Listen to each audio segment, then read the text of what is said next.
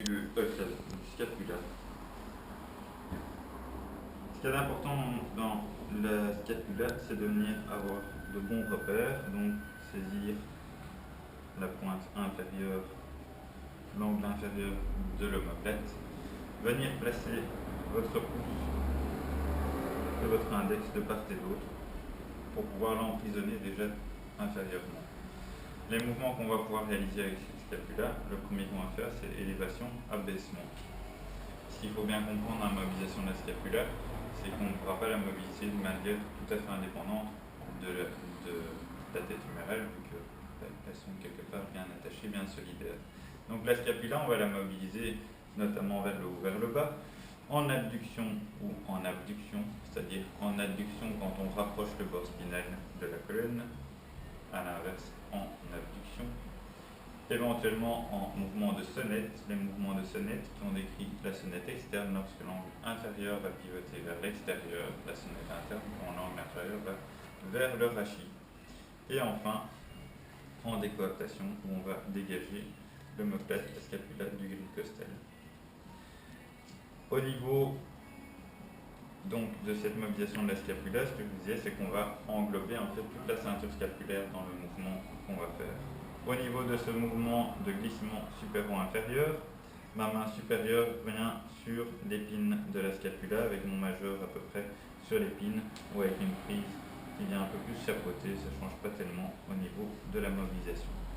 Quand je mobilise, donc je vais accompagner le mouvement, faire monter la scapula le long du grille costal.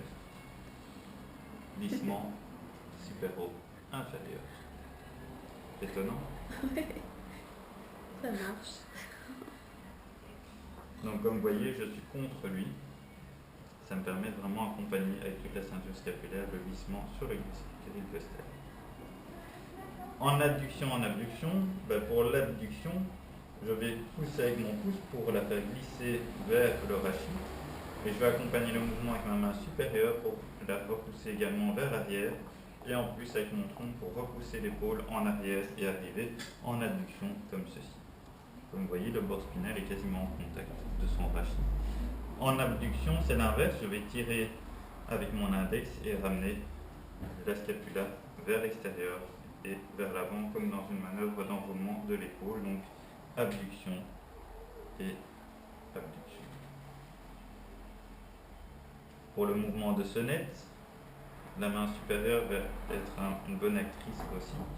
La sonnette externe, je vais repousser et faire pivoter la scapula avec ma main supérieure et tirer l'angle inférieur vers l'extérieur en y associant une petite abduction du bras. On disait c'est solidaire avec la gléno-humérale pour faire donc cette sonnette externe ici.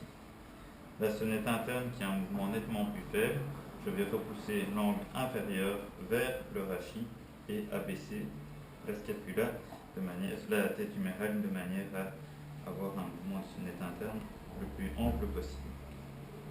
Donc, sonnette externe, sonnette interne.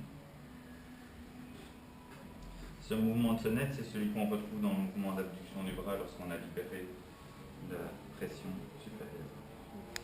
Enfin, pour la décoaptation, on va trouver plusieurs manières de la réaliser. On va aller chercher donc ce bord spinal de la scapula. On peut venir placer ses doigts donc, le long de ce bord spinal, bien détendre le patient, le placer éventuellement en légère adduction comme vous voyez, pour venir projeter tout le bord spinal pour dégager la scapula du thorax. Autre possibilité, qui sera à mon avis un petit peu mieux d'ailleurs chez lui, c'est de venir avec ma main à plat le long du bord spinal comme précédemment, sauf que mon pouce n'a pas d'action à réaliser. En le relâchant bien le patient de nouveau, éventuellement avec des petites manœuvres de circonduction, venir passer ma main sous la scapula pour la dégager en décoaptation par rapport au thorax. Éventuellement, vous passez d'une prise à l'autre si vous avez une meilleure palpation dans l'autre prise.